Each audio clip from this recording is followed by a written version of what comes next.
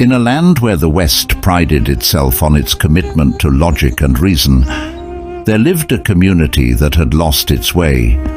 They believed that by following a certain set of rules and laws, born from a social experiment, guided by legislation and societal norms, they would achieve a society of happiness and prosperity.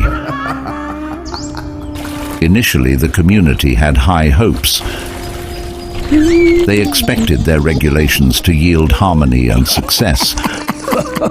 However, as time passed, the outcomes were far from what they had envisioned. Divorce rates soared.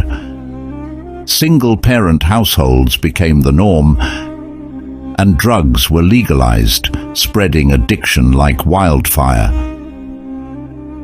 Despite their expectations, the results were catastrophic. Faced with these dire outcomes, the leaders of the community were at a crossroads.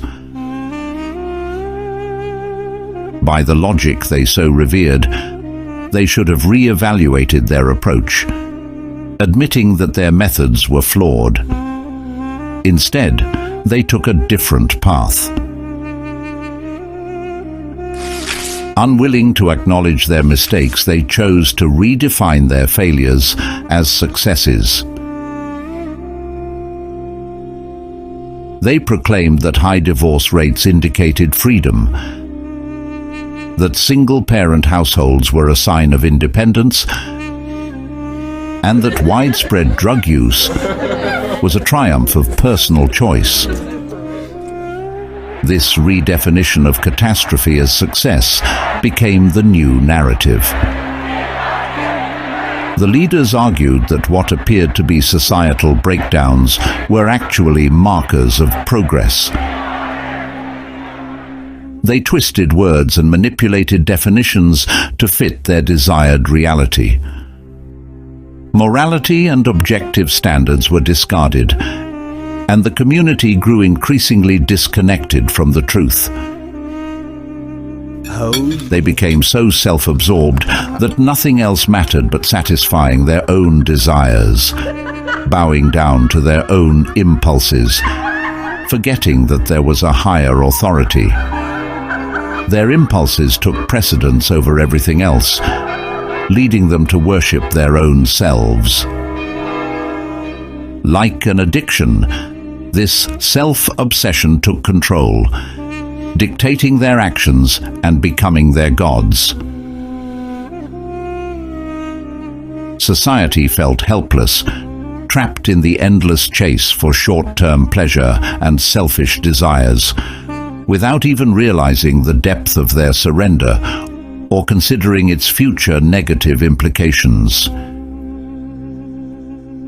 If they had adhered to one rule, one law, that of God, a higher authority, there wouldn't have been so many different conflicting laws leading to repeated failures and the eventual downfall of society. God's rules provide a singular unifying framework designed for the well-being of all humanity. By following divine guidance, communities can avoid the pitfalls of human-led experiments that often lead to chaos and suffering. For example, God's rules on marriage emphasize commitment, respect, and the sanctity of the family unit. Had these principles been followed, there would be fewer divorces, fewer relationships without the stability of marriage, and consequently, fewer single-parent households. Children would benefit from the presence and guidance of both parents, rather than being caught in the instability of living with one parent at a time. The structure and stability provided by God's laws would create a nurturing environment for future generations. Without these principles, people become isolated, their actions dictated by their own impulses, leading to societal fragmentation and disarray. The community's failure was a result of surrendering to their desires and rejecting the higher authority of God.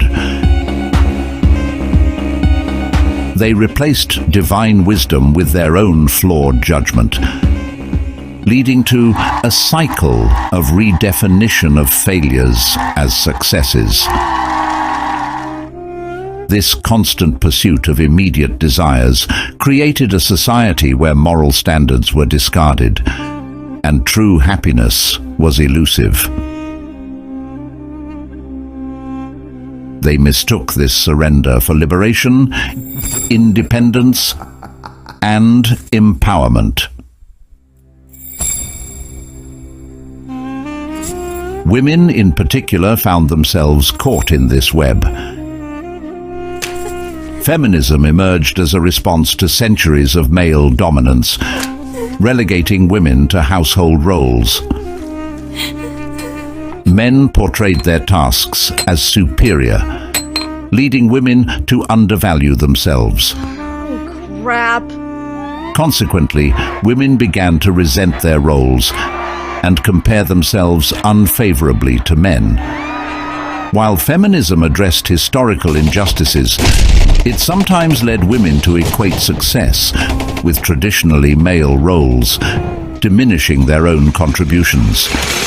Despite society belittling their achievements, women played crucial roles in maintaining households and families. However, women's strength and capability were often overlooked, leading to a widespread internalization of inferiority. Yet the reality was that women managed households, raised children, and contributed to the workforce, balancing multifaceted responsibilities. However, societal structures often belittled these achievements. This historical undervaluation of women's work perpetuated harmful beliefs about gender roles within Western society. Over time, the community's condition worsened. Wealth inequality widened. Misery and depression became rampant.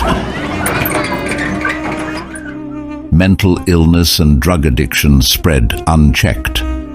By every measure of a healthy society, they were failing. Their grand social experiment, once filled with hope, had become a devastating failure. Instead of admitting their mistakes and re-evaluating their approach, the leaders doubled down. They insisted that the community's problems were not due to their flawed methods, but rather because they hadn't fully committed to them.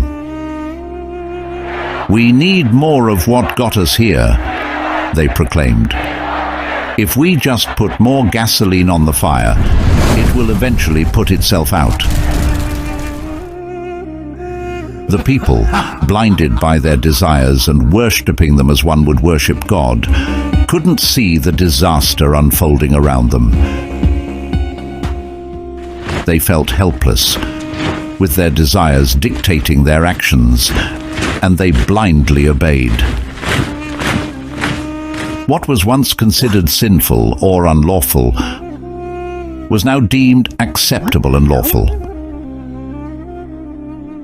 Rules and regulations were bent to accommodate these desires, as society couldn't contain this worship of self-indulgence.